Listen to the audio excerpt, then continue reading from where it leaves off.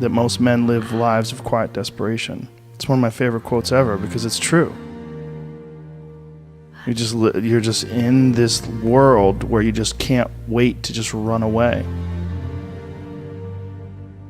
But I think one of the reasons why these people have this deep-seated anger and resentment is there's a bunch of people out there that have these lives that are deeply unsatisfying, because I think there are so many people that are working all day long doing something that is deeply unsatisfying and almost painful. Yeah, soul killing. Soul killing. Yeah. They're stuck in traffic all day, and then they're stuck in a cubicle after that. They relish the time to take a shit in the bathroom and look at their phone. I mean, they literally do that. That's a highlight of someone's day. They get in traffic on the way home. They get home after that, they're watching television, and they're f***ed. If people have a regular day job, if you could just find some one thing that you do as a passion project and just keep building on it, just keep watering it, keep adding fertilizer, keep giving it attention, keep giving it focus, and you can escape. You can escape, and you can be self-serving. You could be okay. You're gonna be okay. Making furniture feels good. If you make furniture for a living, and you feel a great satisfaction out of that, and you sell that furniture, look, man, if you can do that, you could cut those corners perfectly and sand everything down nice and stain it, and then it's done, and you get the satisfaction, and you sell it to someone, and that pays your bills. That is infinitely more satisfying than being stuck in some fucking cubicle working for someone that you don't want to work for, having to have these stupid fucking office meetings, talking to people in human resources, sitting down with your supervisor where they evaluate your job performance, and you're not really, you really need to be enthusiastic about this company. This company is your future. This kind of like, you're like, fuck, kill me now.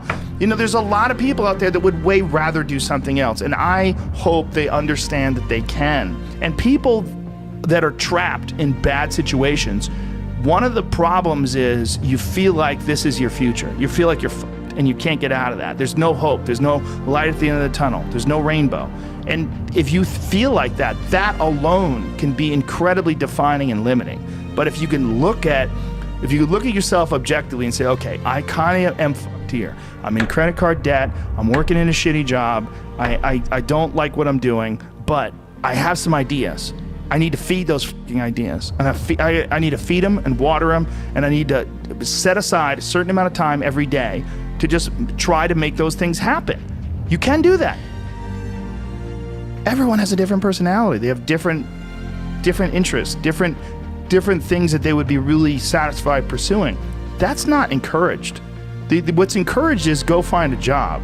What's encouraged is go find some place that you can shove yourself into. Go find a square hole that you can stick your round peg and just fucking jam it in there and shave down the top and the bottom so you slide in with all this extra space on the sides and feel like shit for the rest of your life, because you need a job, because you're in debt, because you have credit cards, because you have student loans, because that's what everybody does. And so you do it too. That's what's wrong.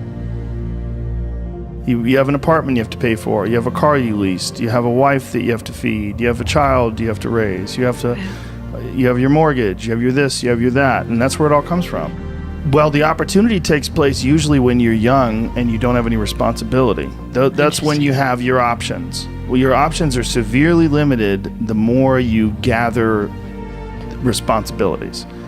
Like if I had as a 51-year-old father of 3, married man, pays taxes, has a house and a mortgage and a business and all that jazz.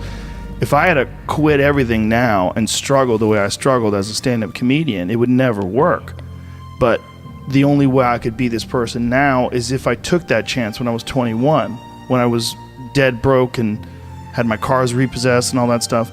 That's the only way you ever get where you want to go. You have to take a path that's dangerous. And most people want to take the safe path. And the safe path leaves you stuck in quiet desperation almost every time. It's hell. It's hell. But can people just make that change? I mean, yes, look, you can, I believe they but can. you have to plan it out. The way you can change is you have to put aside enough money to give yourself a window. And then you have to have a plan, and you have to spend all your waking hours outside of whatever shit job you do planning your escape. And you have to come to the realization very clearly that you fucked up and you got yourself stuck. So whatever you're doing, you have to do it like your life depends on it. And whether it is you're trying to be an author and if you're gonna try to be an author and you're working 8 hours a day plus commuting plus family responsibilities or whatever else you have, whatever time that you have to attack like you're trying to save the world. You're trying to save your life. You don't want to drown. That 1.5 hours a day that you have to write, God damn, you better be caffeinated and motivated. You got to go. You got to get after it. And you got to have discipline. Most people don't have those things. Most people don't understand what it's like to really go for something and to know that the consequences of not doing that are horrific. I think here's an important thing too. Failure is important. It is important. I think failure teaches you things that you don't learn from success. I think failure gives you an opportunity for self-examination and also gives you a feeling that is very uncomfortable. And that very uncomfortable feeling helps you grow. That when you feel like you screw something up, like when I've had bad podcasts, my podcast has always gotten better afterwards. When I've had bad stand-up sets, I've always gotten better after that because those bad sets motivate you. They give you a perspective like, hey, here's some clear examples of where you f***ed up. Yeah, what not to do. Yeah, don't look at these failures as like proof that you suck. Look at them as opportunities for growth. Look at them as opportunities to be motivated to do better. You have to make mistakes. You've been there, you feel it, you understand what it is, and then you have that time to adjust. That's why losing in life is so important. Whether it's getting dumped, getting fired, losing a game, loss. Those feelings where things didn't work out your way, that's important because it lets you know this is the bad feeling that comes when it goes wrong, and you improve, and then it makes the good feelings of victory all the better. And I mean that, in a relative sense, like even getting good at something. Forget about victory, like making a terrible book that gets rejected by every publisher and then writing a really good one and people accept it and you're like, fuck, I got better. Yes. Like that's that feeling. That's interesting, yeah. Those feelings of failure are really critical for your motivation. You see an old person walking down the street, you go, oh, that person's always been an old person. No, that was a baby. That was a baby that became a 90-year-old man. There's a progression that you're not witness to. You don't see it. And that takes place in everything. It takes place in authors. It takes place in comedians and musicians.